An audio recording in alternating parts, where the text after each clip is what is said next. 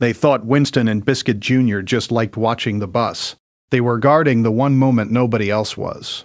Every school morning for a month, Winston, the family's 7-year-old English bulldog, and his son Biscuit Jr., barely a year old, would plant themselves side by side at the exact edge of the driveway where it met the road.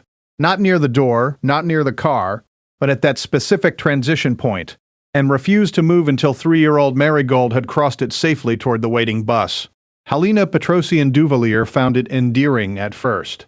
"They've made it their little ritual," she told her neighbor, watching both dogs sit shoulder to shoulder at the driveway's edge, sturdy and immovable, eyes tracking the yellow bus as it rounded the corner each morning.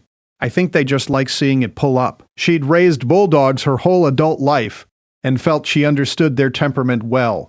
Food-motivated, routine-driven, prone to fixating on small daily rituals that made no particular sense but caused no particular harm either. The driveway spot fit that pattern well enough that she didn't look past it. Her husband Jara noticed something slightly different. "They're not looking at the bus," he said one morning, crouched near the dogs, following their line of sight. "They're looking at the road. Both directions. Every single time." Helena watched more closely after that and saw what he meant. Winston's head would swing left, toward the blind curve where their quiet residential street narrowed unexpectedly, then right, toward the bus stop itself. A slow, deliberate scan he repeated every single morning without fail. Biscuit Jr., young enough that Helena had assumed he was simply copying his father out of puppy instinct, did the exact same scan in the exact same rhythm.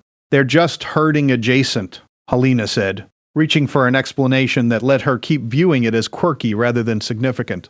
"Bulldogs aren't even herding dogs, but any dog with a job-oriented brain will invent one if they're bored enough." She didn't investigate the blind curve. She didn't have a reason to, she told herself.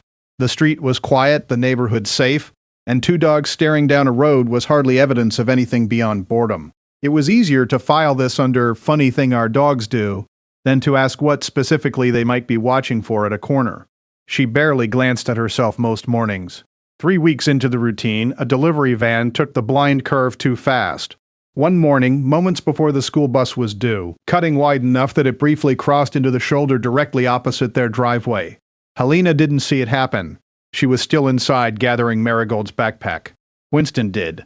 He surged forward off his spot for the first time in the entire month-long routine, planting his sturdy body directly in front of Marigold as she stepped toward the driveway's edge, blocking her path completely and refusing to let her advance until the van had passed and the road had gone quiet again.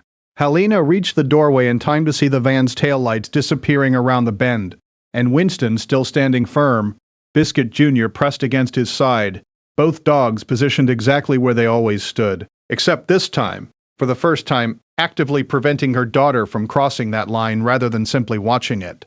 She stood on the porch for a long moment, understanding arriving slowly the way it does when a full month of small evidence finally resolves into a single clear picture.